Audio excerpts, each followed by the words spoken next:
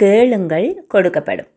அன்பான சகோதர சகோதரிகளே, இன்றைய தேவ வார்த்தை நமக்கு கூறுவது, கேளுங்கள் உங்களுக்கு கொடுக்கப்படும், தேடுங்கள் நீங்கள் காண்பீர்கள், தட்டுங்கள் உங்களுக்கு திறக்கப்படும்.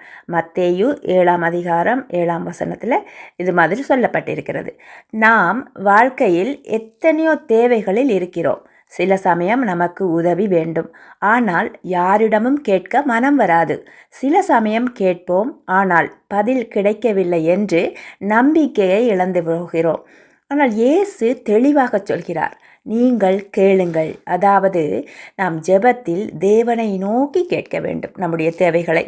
ஒரு தந்தை தன் பிள்ளை பசியுடன் வந்து, அப்பா எனக்கு உணவு வேண்டும் என்று சொன்னால் அந்த அப்பா அதை மறுப்பாரா? கொடுக்காமல் போவாரா? அதுபோலத்தான் நம் பரலோக பிதா நம் ஜெபங்களை கேட்டு ஆசீர்வதிக்க தயாராகத்தான் இருக்கிறார். சில சமயம் நாம் கேட்டால் உடனே கிடைக்காமல் போகலாம். ஆனால் தேவன் தாமதப்படுத்துவதற்கு ஒரு காரணம் உண்டு. அவர் நம் நம்பிக்கையை சோதிக்கிறார், நம்மை சிறந்த ஆசீர்வாதத்திற்கு தயாராக்குகிறார். எலியாவின் வாழ்க்கையை நினைவுபடுத்தி பாருங்கள். மழை பெய்யாத காலத்தில் அவர் 3 முறை அல்ல 7 முறை ஜெபித்தார்.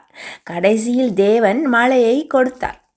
இது 1 ராஜாக்கள் 18ஆம் அதிகாரம் 42ஆம் வசனத்திலிருந்து 45ஆம் வசனம் வரைக்கும் இதை நீங்கள் பார்க்கலாம். எலியாவினுடைய அந்த மழை வந்த கதையை பார்க்கலாம். அன்பானவர்களே, நாம் கேட்காமல் இருப்பதே பெரிய தடை. கேட்க வேண்டும். சில சமயம் நீங்கள் நினைக்கலாம், நான் தகுதியற்றவன் அப்படி என்று நினைக்கலாம். ஆனால் தேவன் என்ன சொல்லுகிறார் தெரியுமா? என் கிருபை உனக்கு போதும் என்று சொல்லுகிறார்.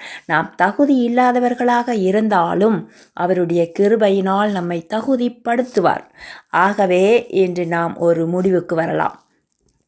நம் தேவைகளை தேவனிடத்தில் சொல்லி கேட்போம். நம்பிக்கையோடு தேடுவோம். மனம் தளராமல் தட்டுவோம்.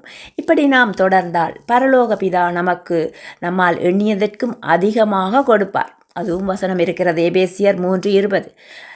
கேட்பது என்பது தேவனை நோக்கி நம்பிக்கையோடு ஜெபிப்பது என்பதுதான்.